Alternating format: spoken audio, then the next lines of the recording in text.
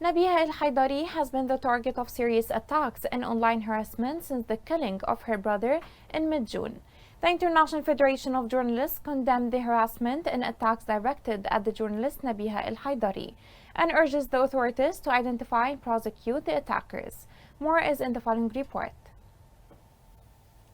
Saber Al-Haidari has been a former Yemeni journalist working for foreign media outlets, and he was killed after a device planted on his car exploded while he was driving home in the southern city of Aden due to his courageous confrontations against the Houthi militia, which costed him his life as many other journalists. And now, his sister Nabiha Al-Haidari has been the target of very serious attacks and online harassment since the killing of her brother in mid-June. Since the assassination of her brother, the journalist Nabiha Al-Haidari received tons of demeaning, abusive, and insulting messages. For many of these messages, the mobile numbers are unknown. As a result, the International Federation of Journalists and the Yemeni Journalist Syndicate condemned the harassment and attacks directed at the journalist Nabiha Al-Haidari and urged the authorities to identify and prosecute the attackers. The IFJ General Secretary said that they denounced such vile attacks, and especially after the loss she suffered.